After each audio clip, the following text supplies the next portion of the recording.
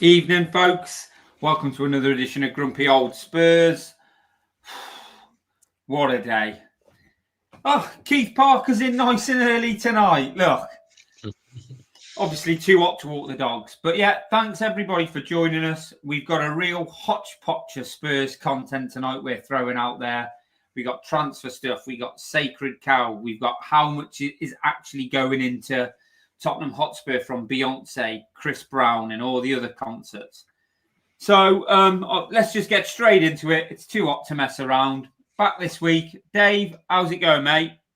I'm going very well, thank you very much. There's actually a massive storm here in Sydney at the moment. It's absolutely binning it down. Winds everywhere. I was doing my best Dick Van Dyke impression, walking home last night with my umbrella. But it's lovely to be back on in what is our last show before we're having a little holiday. Have you packed your Spurs in the 90s book, Gibbo? I've packed my Spurs in the 90s book, Dave, and I have promised that I'm going to read it while I'm on the plane. And I'm also taking with me my Spurs 1994 shirt. So I'm going to read it whilst wearing that. So I'll be full kit wanker. Excellent. And along with us, as usual now, Connor, after his, Connor, you must be bored of talking about everywhere I go. Every other YouTube channel I look at, they're trying to pinch you off us. You've been on Spurs Talk TV. Last word on Spurs. Mrs. Brown's Boys. Mrs. Brown's Boys. Jim will fix it. You've been on all of them, mate. How's it going, pal? Yeah, I'm good. It's all a good way to procrastinate from my real job, I think. So yeah, but I'm enjoying it. But obviously, as I said on Twitter, you never forget your first, and my residency here continues. Beautiful. We're just waiting. We're just waiting. Go on, Dave. Well, we're waiting for a big offer from Manscaped, or someone else is going to come in, aren't they? Athletic Greens, NordVPN will take him away to one of the bigger channels. But I think where should we start tonight? Should we start everybody's favourite transfers, Dave? Is that what we got lined up in the slides? We have got a slide full of transfers. Let's have a look. Let's get them in. Let's have a look. Let's do it. Should we go clockwise or anti-clockwise? Let's go clockwise. Yeah. First name. Who we got? Who's that? Xavi Simons, is it? Xavi Simons. Simons, not Carly.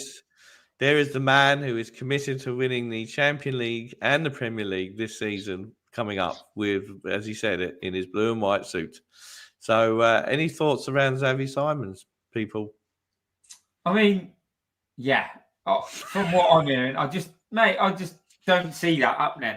People are raving about him. Like when they were talking about Eze, and they were like, oh, no, I'd rather have Simons. I'm just like, who's ever really watched him that often? It's just, he just seems to me like one of these mythical creatures that's from another league, and he scored that goal against England in the Euros, and now everybody's like, this is the guy. But if we're looking at buying the player we'll come on to next, we're not paying for someone like him. Connor, what do you think? Yeah, I can't see it happening. I think that there hasn't been a summer window that's gone by in the last sort of 3 or 4 years where there isn't some sort of transfer speculation about Xavi Simons, Yeah. with him going on loan somewhere or moving or whatever else. So yeah. I mean, I've as you said, I've not seen loads of him. What I have seen is impressive. He's one of the hottest talked about players, isn't he? Which probably implies it isn't going to happen for us. So yeah, I can't see it happening either. It might happen if an opportunity arises, though, hadn't it? If the opportunity arises, but like, what's an opportunity like that? Tottenham like to make, we always get to that part of the window where it's like, I think Spurs are done for now, unless an opportunity comes up, which means somebody's trying to flog somebody for cheap. But can you see us making 2 established signings in the front line? I can't, Dave. Oh no. We'll get onto that. So we're saying that he's not coming. Is that what we're saying? No way. No. Okay. All righty. Fair enough. So, but the fact that you're saying that he's not coming gives me hope for the rest of the slide, because you're telling me we're going to get 2 out of the rest of the slide. So who's next on the slide? Mohamed Kudus talked today that that we've sort of gone into talks with him, and West Ham are willing to sell him. Yeah. Am I allowed to do some scout report for you? Well, you can do a scouting report, but I'll just say that obviously they're saying that one's looking possible for us, but there's other clubs interested from the top 6, so get a move on if we want it done. I have done some scouting on behalf of Grumpy Old Spurs. I mean, whilst Connor is around opening envelopes at the opening of a London West End show, some of us have been putting the graft and the grinding.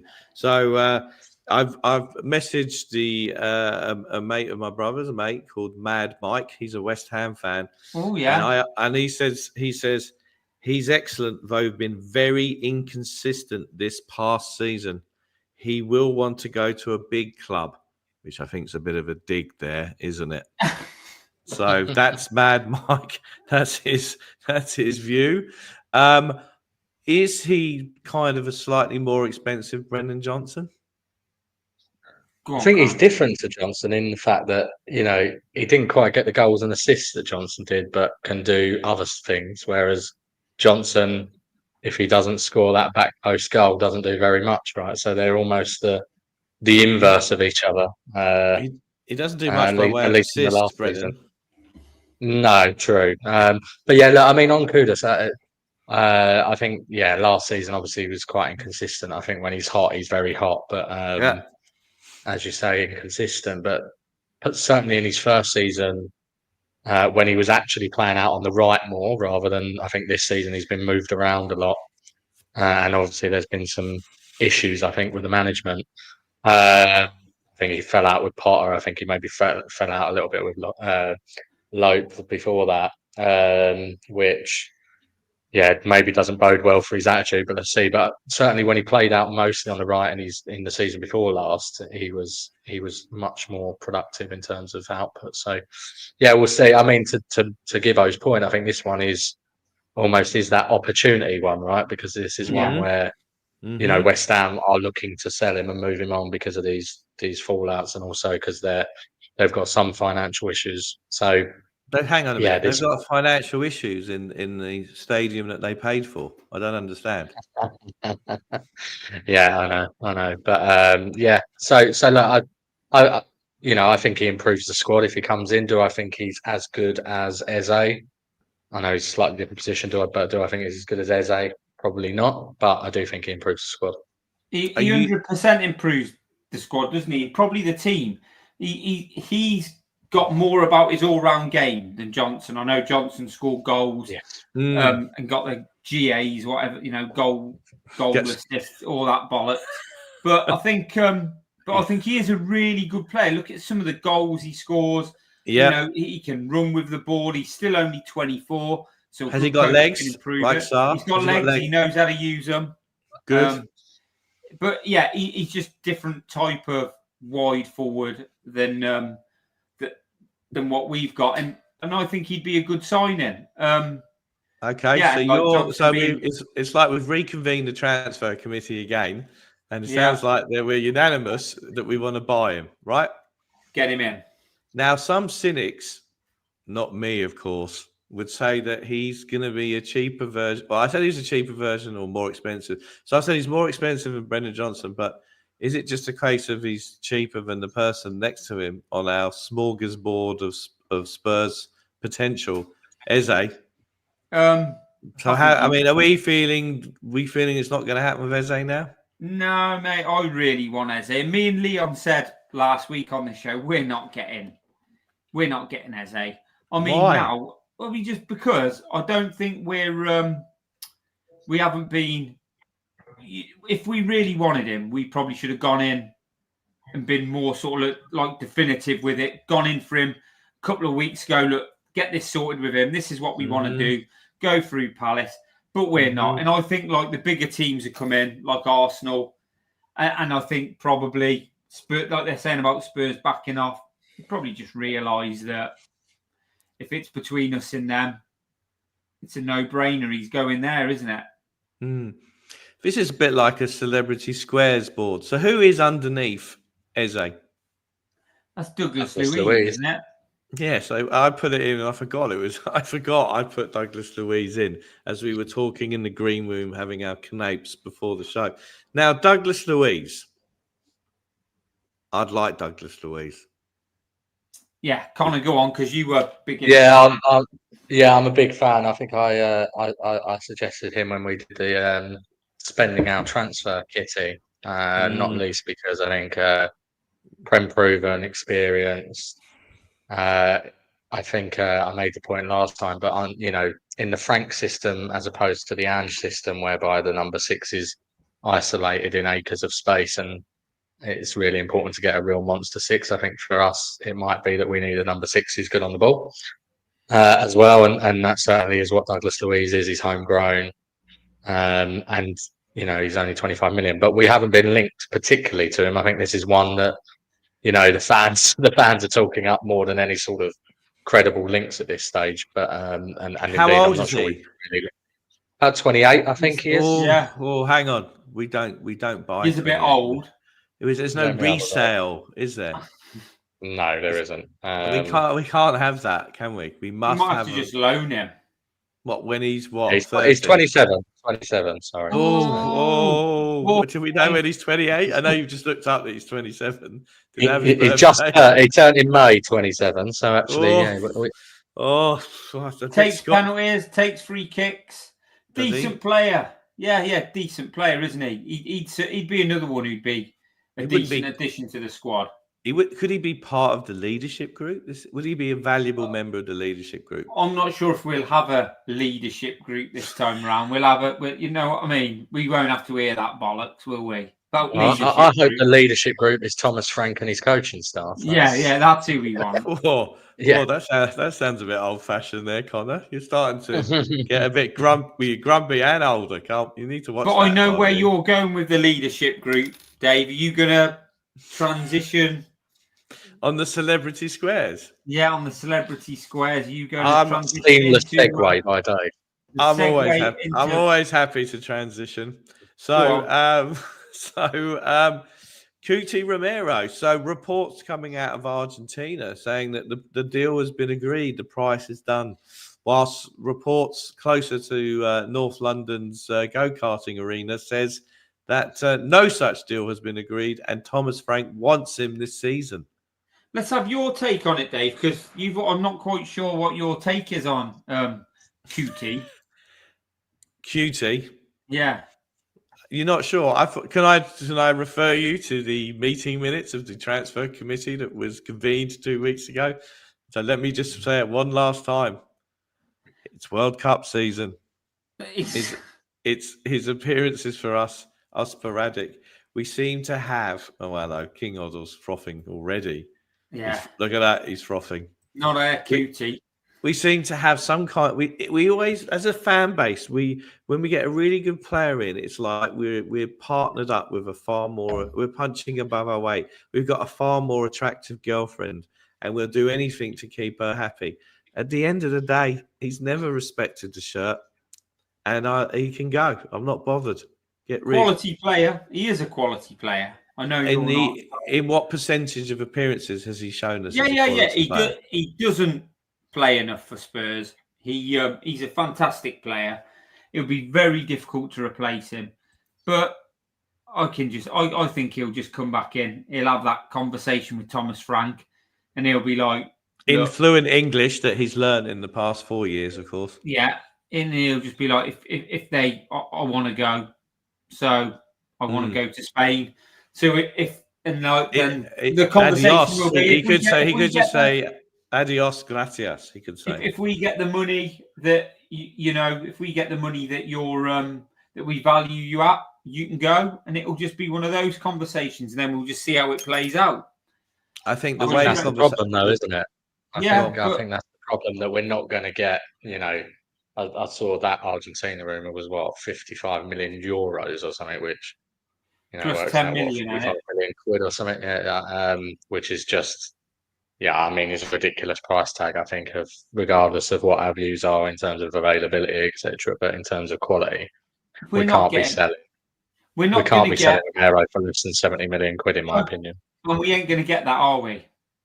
So No. here's I don't ML. think anybody's going to pay that unless you go to Atletico Madrid and they offer a substantial amount of money and you take a player off them. Do you mean like an offset kind of thing? Like we sell a player and then they owe us some money and then we get one of their players? That kind of scenario. Maybe we might they've be got a covering Fraser that Campbell later. type. Maybe they've got a Fraser Campbell type we can take off their hands. Where's Longley these days? He's at Atletico Madrid. Très bien. That's how he. But yeah, I think he is worth that to us. I'm not sure if he'll be worth that to anyone else. Apparently, what was I was listening to something earlier, and on some sort of was it Connor on another channel? No, it wasn't Connor on another show. And there was comments from Atletico fans basically saying they didn't want to pay that much for Romero for the amount of games he plays, the amount of mistakes he makes, but obviously I don't think he'd be like that if he was switched on somewhere else. But yeah, we're not. Question. Go on. You were listening to something else, and there's an Atletico Madrid fan. No, I was listening to another pod. And another pod. And they were talking about the comments on a social media thing about when he was leaving, about the possibility of him leaving. Right. So can I just check in? So I just want to. I'm sorry. I know I'm cutting across you, but a couple of things here. One we know that Connor is being a floozy around the Tottenham circuit at the moment. Yeah. And now you're listening to other pods. What pod were you listening to? I think it was the Tottenham Way. Oh, right. Okay. I've not been on that one yet, actually. I'll have to message them. When you'll have a messenger, mate. You had a DM of sliding to DM. I wouldn't be surprised if the DM comes in straight after the show. Yeah. Love to you. Connor, because obviously you're saying we can't be selling him for that. Sort of totally agree with you. How do you see this playing out, though? So we can't be losing him on. I don't know. I don't know whether they'll come up to the valuation, to be honest. And I think he'll more likely go next summer. Is my view. But I think my biggest worry with it, as always is the case with Spurs when we sell our best players, is I don't trust that we'll replace him with quality. And Danso, as good as he has been in terms of being a backup, he's definitely only a backup in my view. So, if Romero goes, we need to start. Given we've got Champions League, we need to sign someone with real quality, and I don't trust Tottenham to do that. So, but what we need is we need him if he's going to stay. Mm-hmm. We need him fully engaged. Arguably, I'd say you need him fully engaged, wanting to play, making himself available. You'd probably give him the armband. If I know Dave wouldn't. I know Dave will scoff at that. But I thought he was decent at the end of the season when he was fully switched on. And if you can say to him, look, give us a year, we're in the Champions League. If you can get his head round, which I'm not convinced you will, then I think that will probably be the better option, because you can't be losing him on a free. And then maybe next season we get the 40 or 50 million for him. Yeah, I think the problem is that I think that's with the captaincy piece. I think that statement that he released just basically as Fred was announced. Was just, we spoke about at the time, but it was although there was some stuff in there that I definitely agreed with, i.e. the dig at the ball. The timing of it was just petulant and embarrassing, wasn't it? I mean, that was that was ridiculous. I'm talking about how he'll go in. But you can also, on the same boot, you could see him turn up and just be an absolute knob, couldn't you? He has been an absolute knob. You can just see him being sort of aloof and not really engaging and injured. Yeah, Dave, how do you see this one ending, Dave? Well, I think it's saddening to think that you're still talking, Gibbo, after 4 years of him at the club. If we can get him committed, if it's 4 years, it's going to end. I'll tell you how it's going to end. We'll sell him at the last minute, and we'll get an equivalent of Valise on loan in the last minute, and that'll be that. I haven't put Valise on the slide here. Apparently, he's going back to Argentina. We're actually going to be doing a special hour-long special in tribute to his career at Tottenham. And we'll do that over the summer. Now we're going to move on because we've got a lot to get through. Now the last one here, I'm gonna. We haven't uttered the immortal phase yet. I'm gonna do it. Let's see what Thomas Frank can do with him. It's Dominic Calvert-Lewin, and he basically. Let me just see if I can find the other scouting I've done this week on him. Hang on. Excuse me a minute. So this is from my brother asked on the WhatsApp group, views on Calvert-Lewin, and I wrote, he's like Dixie Dean. Dixie Dean is an Everton legendary goal scorer from back in the day. And then my brother asked if we've had any constructive thoughts, and that was the end of that one. So Dominic Calvert-Lewin, if we could do he's out of contract now. So I think if Levy can go back to the Ivy and negotiate whoever owns Everton now, we sell Richarlison back to Everton. Although, of course, they might owe us money, we might owe them money, but Connor's about to debunk that myth shortly. And then we can swap one injury-prone ex-Everton player and get in another injury-prone ex-Everton player, and let's see what Frank can do with him. So I'm on board the Calvert-Lewin train. Richarlison plays more than him, I think. I mean, don't matter. Yeah. I mean, I can't see that being a goer, but Would it be like getting Andy Booth in? Something like that, wouldn't it? I mean, Connor, you're not having that, are you? No. I mean, look, we've got enough issues with Richarlison's availability, haven't we? To then bring in Calvert-Lewin, who is injured as much, or if not more, he's just not obviously at the required standard. There is one positive though, Calvert-Lewin. Apparently, it's going to be the just going to mention one of my other podcasts I'm on. Apparently, it's going to be the thing that turns Sean from Spurs Talk Show to completely Levy out if we sign him. So, your mate Sean. Yeah, my mate Sean. Yeah, your mate Sean. Right. Apparently, I'm in top form. I don't know if he's being ironic there, but there we go. Maybe it's the heat getting into. Well, he's had a week off. Me or Keith? No, I have had a week off. Yeah, I've had a week off. And, I'm back now. Well, that's what happens, isn't it? It's like Leon's obviously having a bit of time off. When you can rest players, when you can rest panel members, they come back and they perform better, don't they, Dave? Yeah, but the issue that we've got, right, is that Connor could turn into Sonny, right? He could be flying off everywhere, left, right, and centre. He comes back.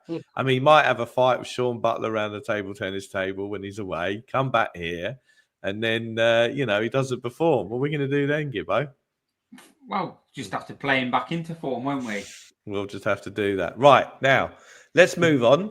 So a lot of talk on the Tottenham Twitter, X, YouTube, things like that, is this question around, as Daniel said it again in his Red Wine Club, but 2 weeks ago, where he said every penny from Beyonce on Ice goes into the team.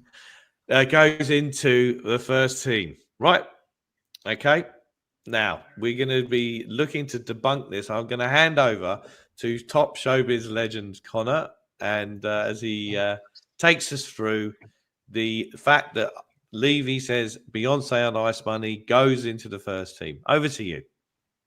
Yeah, thank you, Dave. So, look, I think you can see on the screen there, we've got basically from, over the last 10 years, what cash has come into the club. So about 1.2 billion over that last 10 years has been generated by the club's operations. So this is the football team.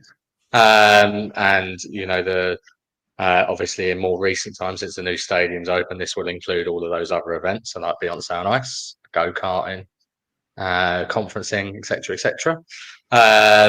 ENIC have generously put in 97 million during that period.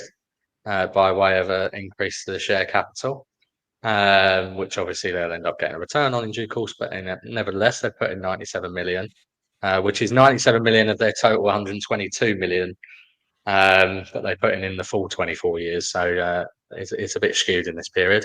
And then finally, we've got external debt in the form of loans, US private placement bonds, those types of things, of about 803 million. And obviously that's been used towards the stadium, the training ground, etc. So What this shows, though, if you go to the next slide, Dave. No, this is like a work conference. This. Here we go. Here we go. Look.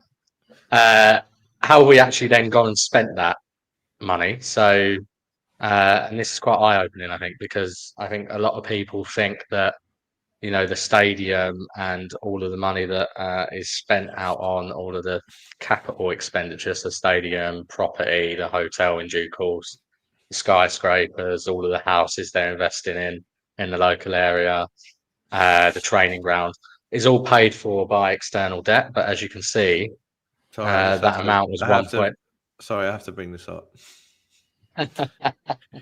Sorry, carry on. I'll have to change my colours for you, Phil.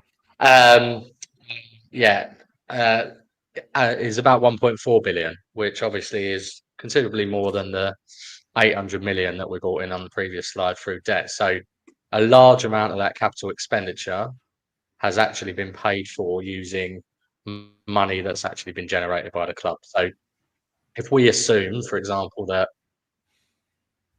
full 803 million in loans, etc., went to paying off the capex, and then secondly, ENIC's 97 million went towards it as well. That still leaves us with about 556 million that was taken from Tottenham's own cash generated to pay for these things. And, you know, as you can see, that far outstrips what we've spent on net player purchases over the same period. So that was only 405 million. So now if you go to the next one. Just before we do Dave. that, a couple of things. Yeah, so Go on, sorry. Yes. So I'm gonna play the part of some other YouTube channels. So I mean, first of all, as Sean Butler may say, what's your source? Where are you getting this from? I know it says it's been prepared by you, but where are you getting this from? Is what someone might say. I made it all up. No, it's from it's from Tottenham's accounts. No, it's from Tottenham's accounts over the last 10 years. Right, so you got it from the accounts. Okay. And let's get on to and I think King's I can't do accounts with 31 degrees. Don't worry, King. We're gonna do Sacred Cow after this. All right. So anyway, let's move on.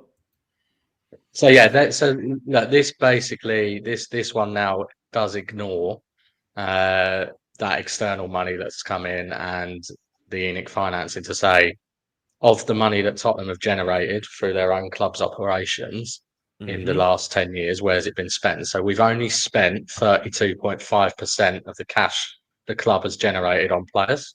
Now that 32.5%, if you compare that to Liverpool and Arsenal over the same period, Arsenal have spent 94% of the cash they've generated on the football team. Liverpool have spent 82%. There'll be other clubs like Chelsea who will be over 100% because they fill that gap with owner financing, right? So what this basically shows you is that, you know, to conclude, that every penny is not invested back into the team. Whoa, hang on a minute. Whoa. Are you saying that when he said this when he announced Paratici, who we'll get on to shortly, 3 years ago, when he was asked that question by the Claude, whatever his name is, he said every single penny goes into the first. He said that 3 years ago, and he said that at the Red Wine Club 2 weeks ago. Are you telling us that it's not the case? That is indeed not the case. I mean, the argument that the club may make, or the devil's advocate point, would be that, you know, by investing in this capital expenditure, that will allow us to have future revenues that will benefit the team, and then we'll be able to reinvest into the team, etc., etc. But obviously, you know, the stadium has now been complete for 5 years. Even in the last 2 years, we've spent 94 million roughly out of cash on property. So this is things like the hotel and the houses, as I said. So, you know, even in the last 2 years, way past the stadium being done, way past that sort of real driver in terms of trying to grow our revenue or whatever to reinvest in due course, we're still spending, even in the last 2 years, 37% of the cash we generate on property. So, yeah, I think that speaks for itself, right? Who on earth? Does anybody? But when he said that though, Dave, does anybody believe that? I know we're trying to debunk that myth, that obviously he said that every penny goes in, but surely nobody believes that. Just like nobody believes when he sat down the other week when they had their red wine and talked about, of course we want to win the league, of course we want to win the Champions League, without the caveat, yeah, we do want to win them, but obviously we want to do it with the model, with the model we, use, which we all know isn't going to work, and we're not going to win the Champions League, and we're not going to win the league. He's just said it. So when he said that, however long ago, nobody believed that. Surely there's nobody sat there watching this or on the socials or when you talk about it, when people argue, who go, we put every penny back in there and firmly believe that. Or am I, or is that just me? Am I wrong? I believe, Daniel. Dave, I've known you for too long. I know you didn't believe, Daniel. Well, okay, so a couple of other questions here, right? So a couple of other comments going around social media, YouTube, things like that, emanating from me, for example. Yeah. So we talk about the interest payments and we talk about the loan, and there's talk about the covenants, right? Now, before you give your response, Connor, on this, I know that in relation to when you are obviously having such a huge debt facility with one or two banks, you will have covenants in that. You will have certain protections and security for the institution that is lending you this amount of money in order for you to build the ice skating ring for Beyonce on ice, right? They're called covenants, or they want security over assets of the party that is borrowing. So when I've talked about this, and other people have talked about it on Spaces, we talk about the covenants, and some covenants meaning we have to have a certain amount of revenue a year. We've got to keep the salary to a certain level. You, I think, debunked this myth this week. Do you want to talk us through that? Yeah. So, I think, it's not only been in the Tottenham community, even Simon Jordan has been mentioning this on TalkSport. A lot. Right, as one of the reasons why he thinks, we may be prohibited in terms of our ambition on what we can spend on transfers and wages. But obviously the raising that money was mostly done through private placements in the United States bond market with sort of pension funds and institutional investors. So you can't actually see the documents themselves.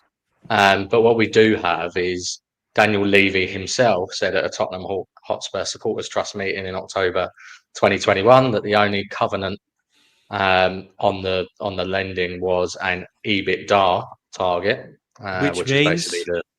which is basically the profit you generate from your operations. So before it's earnings before interest, tax, depreciation and amortization, of which Tottenham are always in the top two in the Premier League for EBITDA because we're such an efficient operation in terms of generating money. So, what we do have as a reference point now is Man United actually do disclose publicly what their covenant is on their debt, and they similarly have an EBITDA target. Right. Their EBITDA target is 65 million. Right. So if you assume Tottenham's would be similar to that, around that 65 million, it would never be an issue for Tottenham because over the last 5 years, our EBITDA has averaged 130 million a year. So this argument that the covenants would restrict what we can spend on transfers or wages is a folly, basically. And Daniel himself has basically acknowledged that and admitted that and said, we've got our debt is on the best terms of any football club. We've only got an EBITDA covenant, so I think we're comfortable with that one. So, but hang on, but 1 minute. If we have debunked the myth that Beyonce on ice, every penny goes into the team, and he said that twice, and you have cited minutes of the meeting of the Tottenham Hotspur Supporters Trust in 2021, he said, or 2022, where he said the only covenant is EBITDA. Who are we to believe here? Because you can't on one hand say, by the way, I agree with you on everything, but you can't on the one hand say we've debunked this myth and no one ever believed it, and the next thing we're saying, well, Levy says the only covenant there is that. One is in his interest to lie about, and one is not, right? So it's in his interest to lie about every penny going back into the football team because he wants fans to believe that ENIC are doing everything they can for the ambition of the football team. Right. Whereas the covenant piece, if he wanted to use that as an excuse to prohibit spending, it would not be in his interest to say it was only EBITDA light, right? And the other example I always give on this is it'd be very, very easy for the club if it was a real worry for them, and a lot of fans would go, all right, fair enough, for the club to just come out and say that, right? They could disclose it in their accounts, they could make a public statement about it, whatever, and say, look, the reason why we're having to hold cash at this level, or the reason why we can't spend on wages, or whatever it is because of these covenants that we've got. And Arsenal used to do this, right? So Arsenal had a different covenant on their stadium debt way back when, which was basically they had to hold a certain amount as cash balance. Right. So they used to specifically say that in their accounts and say, this is the reason why we're not spending all the cash that we've got. Yeah, so Ebedar's a new signing that the transfer committee have approved. And we'll be apparently he's tidy player. And look, good morning to Cameron, who's in Melbourne, where they are already putting together the final touches to the Ange and Scott Munn homecoming parade. As you may have saw recently, the mayor of Melbourne came out and criticised the club's decision to sack Ange. Maybe nobody cares anymore, do they? Well, the mayor of Melbourne does. Nobody cares anymore. Hang on a minute. Gone. No, actually, sorry. Cameron is in London, and you know where Cameron's going? He's going to see the Big O, who are getting back together this Friday night. The Brothers Gallagher, Friday night, Cardiff. Cameron's in London. He's going to see that. So there we go. Well done, Cameron. August the 2nd for me. Are you? Yeah. I'm going November. But Melbourne can sell out. Anyway, let's move on. So the other thing is... Let's be honest. Can I just... Look, we go through all these things, but, and Connor's now, we're lucky enough to have him putting all this out there to prove so it's not sort of like just the guessing game. But that is what we are, isn't it? That is what the club is. That is why we'll never be able to truly push on.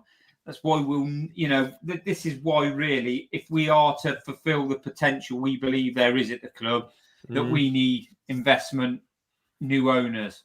Are you saying are you back on the change for Tottenham this week, Gibbo? No, mate, I'm don't get me wrong. I'm not, it is what it is for me. It just, we are what we are. But ultimately, we do need new owners if we're going to move on. If we're going to push forward with the owners we've got, sort of what we've done over the last 20 years is probably, is what we're going to do. Sustainable. We're being sustainable. Yeah, we're being sustainable and all that. And it's safe, isn't it? It's very safe. When you look at Chelsea and people go, oh, are they doing it? Look, they're a complete mess. They're a basket case. They want to win on the pitch, don't they? That's Correct. That's what everything about it. Those clubs, Correct. Even United. We beat United in that cup final, and we were told it was going to make a difference. I know they're slightly different, but these clubs want to win. That is their sole focus on the pitch. If we've got to overspend, then fuck about selling the ladies' team or do whatever we got to do. That's what we'll do because what matters is winning on the pitch, and we just ultimately won't do that. Like Chelsea are crooks, yeah. But just look at, by the time we've been and gone, look at their trophy cabinet. They don't care. But the thing is as well, the frustrating thing is like we've got the platform now where we don't even have to worry about doing things like selling our women's team or whatever else. We just need to have owners that are actually willing to put the money in. We have so much headroom under we spoke about before, headroom under PSR and the UEFA rules and everything else. We're not, if the Saudis had bought us rather than Newcastle, they wouldn't be having these issues that they've got in terms of how much they can spend. That's the frustration. If we had to sell that tree we knocked over from one entity to another to get around PSR, I wouldn't have a problem with it. No, all it's about is getting the best on that pitch to make them win Champions League, to make them win in league. we're nowhere near that, and we're not even pushing to get anywhere near it. Well, so just bearing in mind United, I mean, they've already bought Kuna. And it looks like they'll get close to Mbuemo, really. Yeah. They'll end up with him. And they're the ones who are sacking their tea ladies and this, that, and the other, left, right, and centre. And they've got a leaking hole in their roof. So, they're still cracking on with it. Now, before we move on to the part of the show that everyone has tuned in for, after obviously Connor's bit, is another question, Connor, is someone, i.e. me, has been going around saying that the Harry Kane is Dimitar Berbatov and Matthias Tell is Fraser Campbell. And I've been talking about only doing deals with clubs that owe us money for players that we've already sold. Is this another myth you want to debunk? Yeah, unfortunately, as much as I'd like to believe that's the case, it's not quite because... Yeah, I mean, in the accounts from last year, Tottenham are owed about 58 million total on transfers, most of which relates to Harry Kane. Of that 58 million, 52 million of it was due to be paid by yesterday. And so we don't know exactly when in that 12 months, but at some point between 1st of July 2024 and 30th of June 2025. And so it would make very little sense for us to have offset any of that amount with a Tell deal. Now, what might have been the case is that the Tell deal was made easier by the fact that the two clubs had a relationship or whatever else, and maybe it was lazy scouting from Tottenham, i.e., like the special relationship between Real Madrid and Tottenham. That one. This is it. This is it. Yeah. But in terms of this offset that people talk about. Given we would have spread Tell over a number of instalments in the future, and basically all of the Kane money came in before yesterday, that doesn't quite make sense. Right. So you've debunked two myths tonight: covenants and offsetting. And I'm none the wiser what any of it means or what any of it tells us. But I'm sure everybody. But I thoroughly enjoyed listening, Colin. That's not to piss on anything. I'm just saying, like it just doesn't compute in my head. But brilliant stuff. People are loving it. They are indeed. So thanks for that. Thanks for putting that together. And we've had some feedback on the pie charts and the colours, but we, as long as as long as we get feedback on pie charts, that's what we're here for. Interaction. If we got a slide or anything to show that we have slides and stuff, Dave. Have we got a slide to show how we are pushing on the football pitch and what the real important thing is? Have we got any? Have we got a slide? Do you know what, Gibb? I think we do. We've got 1 minute. There it is. There we go. There we go. Did we ever find out who that lady is in the green jacket? Is she? Yeah, she's an American football player. An American football player, but I think she's American. But I think she played for the English team. I've seen her on. I watch a bit of NFL, and I've seen her on the pre-show and everything. So, yeah. Well, there we go. There we go. That's the move we're making in the transfer market, and it's good to see. Now, a lot of people come up to me in the streets, i.e., nobody. Actually, I bumped into Earl, who's at Woolies. I still got Woolworths here in the supermarket. Yeah, up the road. Guy in a Tottenham shirt on, and I had my Tottenham trackie on. Saturday, we came together. We didn't quite hug. We were by the fruit and veg stall. However, I used to say to him, "You Ange in or Ange out?" And he was upset that we'd got rid of Ange. So Earl might end up watching this at some point. Was he Australian? Is he Australian? Obviously, he's Australian. I mean, on that point now, like, nobody cares, do they? I knew that. I knew it'd just be like, it's gone now. He's gone. We had that declared war on Australia, and it's put in a very difficult position. Let me tell you. Luckily, we'll probably never try and sign any Australian players. Or have any other Australian involved in the club ever again, because you're such an anti-Australian. Right, moving on. Exactly. So anyway, Earl, he didn't ask me if Sacred Cow's ever coming back, but here it is. It's back. We are currently on 36. we could You were. drop here. Okay. So for those who are not familiar with the greatest concept in Tottenham YouTube world, this is Sacred Cow. So what we'd like to do is we bring out a sacred cow from either Tottenham present or from our glittering past. One person has to argue for the sacred cow and one person argues against the sacred cow. Now there's going to be two measurements here of the success of the person who wins the debate. One is, what is the number of views that they had at the start of their 2 minutes? And what is the number of views? Oh, we've already lost one already. Jesus. And the measurement of how many they got at the end.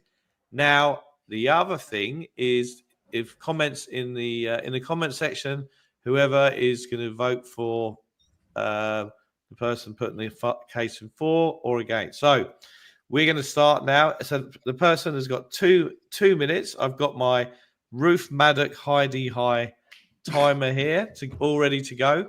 And the first sacred cow coming back here, hang on a minute, let me get this right, is James Maddison. Controversy at the transfer committee 2 weeks ago about the fact that Connor was outvoted and me and Gibbo said to sell. So obviously, to put the case for James Maddison, he's got 2 minutes. I've got my timer here. And when I say go, you'll start. You all good to go, Connor? I'm good. Right, I've got my xylophone handy, ready, and go. Right. So with Maddison, I got a few numbers because obviously I always have numbers and a few other bits. First bit is I think he's the first man given that picture whose hairline has actually improved in his time at Spurs rather than gone backwards. He also, I think, he embodies Tottenham. You see him wearing his retro shirts whenever he's abroad. He's a great ambassador for the football club. Speaks really well in interviews, and I think you can see that he cares about Tottenham. So that's all the emotional bits. I think in terms of him as a player, he is by far the most creative player in the team. I think when Maddison plays well, Tottenham play well. In terms of goal involvements over his 2 seasons in the Premier League, he averages a goal involvement, either in a goal or assist, 1 in every 2 games, which is pretty outstanding, I think, for a number 10, more than Martin Odegaard at Arsenal, just as an example. I thought he was absolutely critical in our Europa run. Obviously missed the final through injury, but in terms of his performances throughout that campaign, I thought he was outstanding, particularly taking even 1 in the head for the team to get us through at Frankfurt. So yeah, look, I'm a massive advocate of Maddison. I also think he will improve under Frank, because I think Frank won't have him too deep like Ange did, and he'll actually be picking up the ball in the right areas. So I expect those goals and assists to even increase. So yeah, that's my case for Maddison. You got 26 seconds left. I've got 26 seconds left. I've already done the emotional stuff as well. About his celebration. It was so well prepared. I don't even need to say anything else. I'm comfortable with that. Well, we've got to fill the dead air time. We've got 10 seconds before Ruth Maddock and Heidi High. There you go. There we go. Lucky we don't. And I like his celebration. Right. Okay. You like his celebration. Okay. Here we go. Can you hear that? Yeah. Heidi High. Right. Okay. So. Morning, campers. Morning, campers. Right. We're going to hand over to Gibbo now, who's going to be the case against James Maddison. Gibbo, are you ready to go? Yeah, let's go for it. Let me start you now. So obviously I've done no work on this. I've got no numbers. I'm going to say, one of the bad things is that, whereas Connor said his hairline has got better, I'd say that's not a great look, that his hairline's got better over the time he's been there. But look, Maddison is not leaving Tottenham. He's staying. But I do believe, like we've always said, that he is, there's 3 parts to his season. One where he's brilliant, a third where he's injured, and a third where he's trying to come back from injury. And my point being, and especially on last week, was I think we need somebody else that can fill that role, because we become too reliant on him doing those things. So I think we need someone who produces. I mean, and with Connor giving those facts about 1 in 2, he scores or assists or whatever it was. That is difficult, but I think there are better players out there. I genuinely do. For instance, Eze. I think I do think he can't stay fit for long enough. People say he takes lots of hits, but I think he takes lots of hits because I think he holds onto the ball a little bit too much. The other thing is, I don't know if this was an Ange problem. I'm hoping it is. I hope because obviously he is going to be playing for us, but too deep.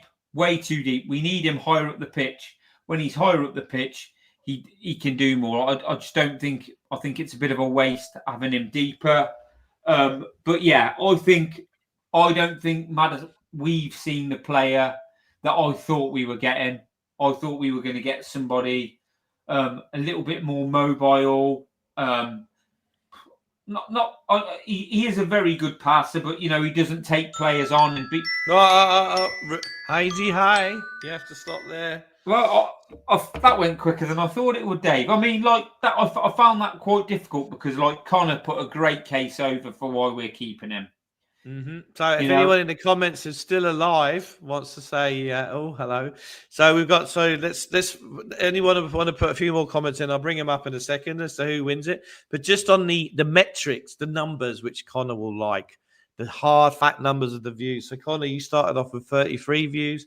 You reached a peak of 35 views. You added 2. Then you went back to 33. So 2 people wandered in, heard you, and wandered off again. Gibbo, you started with 33. You dropped to 31, Gibbo. So negative. But then you went back up to 34, and then you landed on 33. So I think in terms of the numbers, pretty even. I was up against it. I think Connor wins, mate. I was up against it. It's not up for you to vote. It's not your vote, mate. Okay. King Hoddle says Connor wins because highly creative players are very difficult to come by or trapped in the present day football. So basically, he's saying that you win regardless. There's nothing to do with the quality of your argument, Connor. It's just about James Maddison. That's King Hoddle. But hang on a second. Kevin goes, Connor, but Gibbo made some relevant points. So there we go.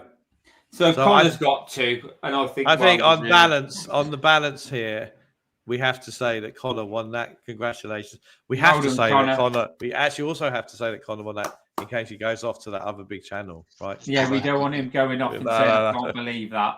We can't do that. We're keeping him, aren't we? He's staying. We just need it. A big point with Maddison is, for me, fitness. Need him fitter and playing more games for us. Simple as that, really. Well, you're flip-flopping because we sold him 2 weeks ago. I know, mate, but I sold him on the proviso thinking we can get rid of it because people are saying, why do we need Maddison? We've got, why do we need Eze? We've got Maddison. And I'm like, mate, I don't think there's a question about who I'd rather have in that role, but there it is. Okay. All right. Now, look, before we reveal who the next sacred cow is, is someone okay to argue in favour of the next sacred cow? Because obviously Leon's not here. If not, we'll just have to. I'll try, mate. I'll try and argue. Do you want me to go against first to help you get ready? Yes, you go against. I'll go for. All right. So, hang on a second.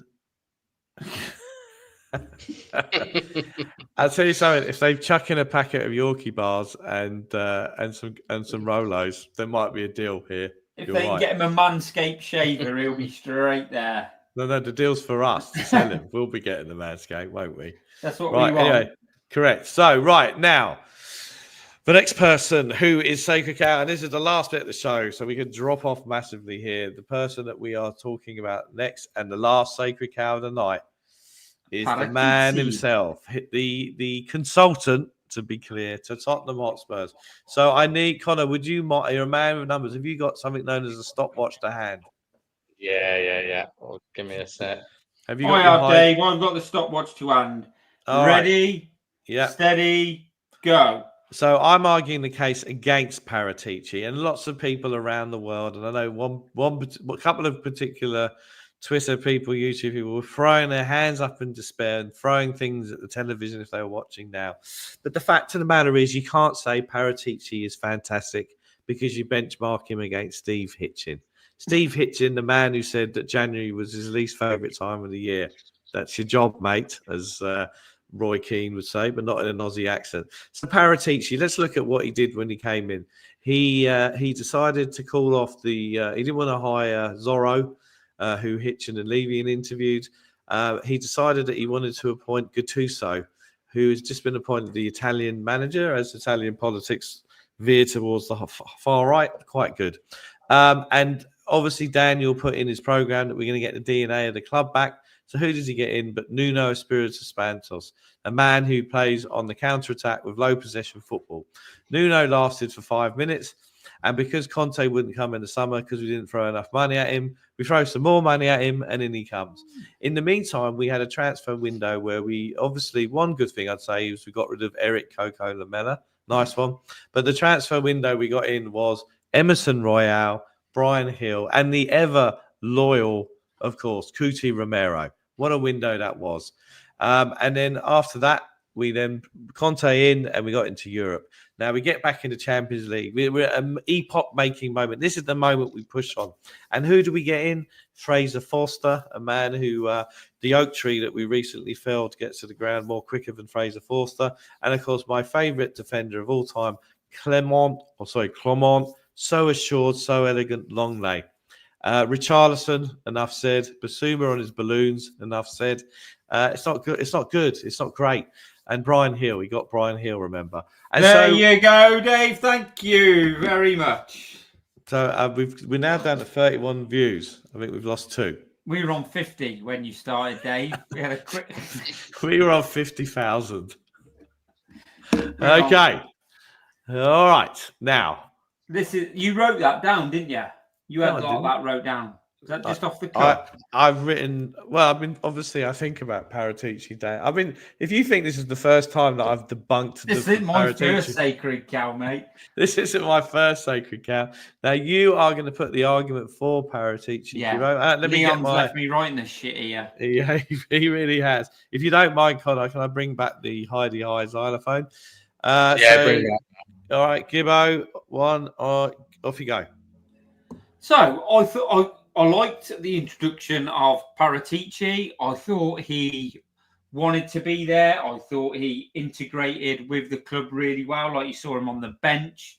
I like that from him. I like the thought that he was always working hard on getting things done, spinning plates, especially after we'd had Hitchin. I know you're saying he looked good because we had Hitchin, but yeah, I think he was a step up from Hitchin.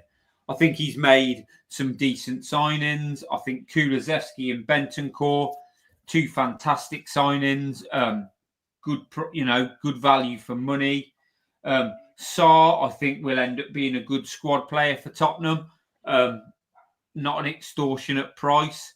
And I just think when I look at like Langer over the last couple of years since Paratici hasn't been there, it just appeared to me that he operated at a far higher level than Hitchin and that Langer did. Yeah, they say that Langer works quietly or whatever, but I think Paratici's done really well. I just think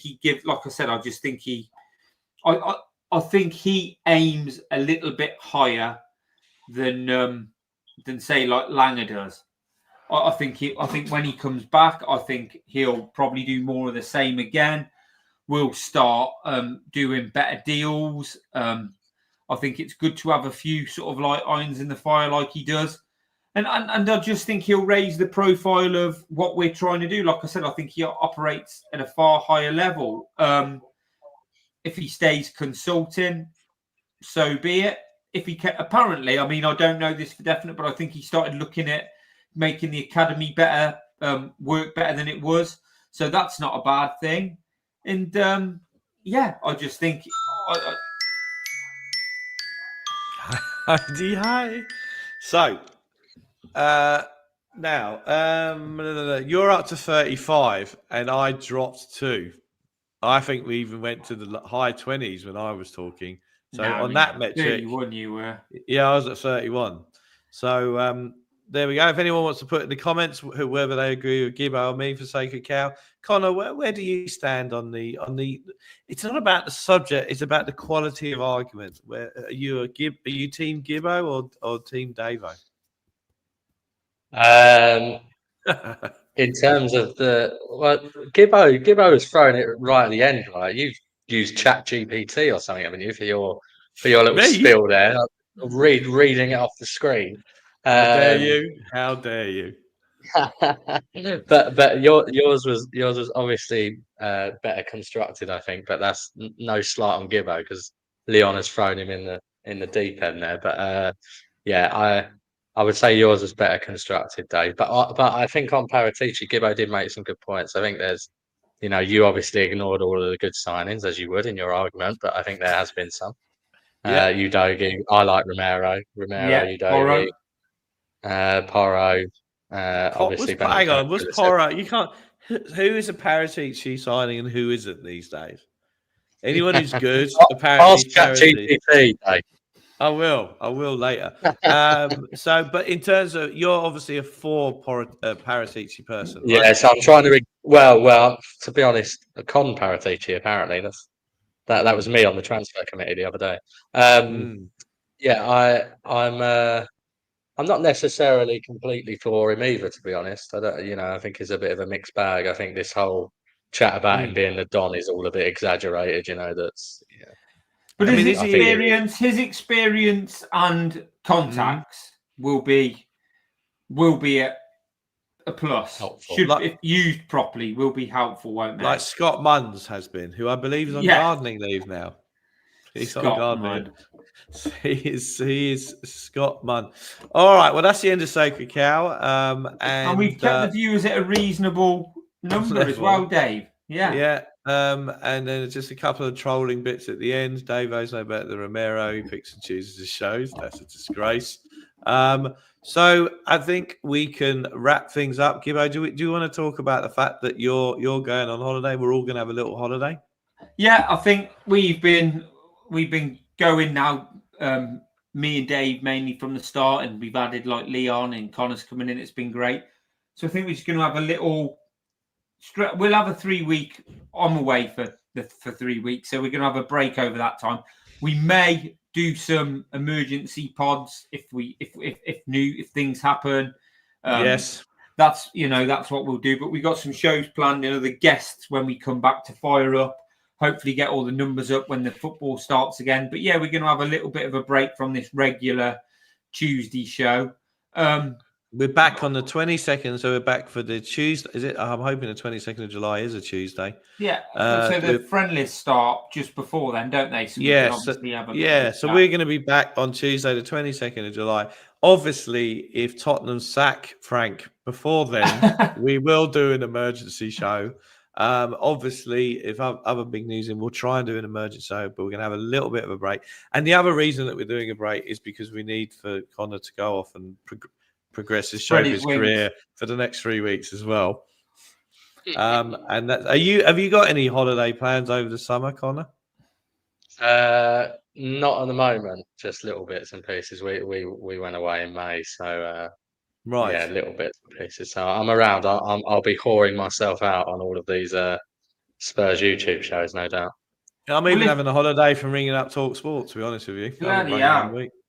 But if we do anything, I may jump on my phone and have a little walk around wherever I'm on holiday and have a little chat about it, depending on what time we do it. Where are you going, Gibbo, on your holiday? Florida Keys, Miami, Orlando. So you're doing the States like all the footballers used to do because they never got recognised. So you're going to the States so you don't get recognised. Exactly. When you're over there. But I may well do, Dave, because this show goes out far and wide.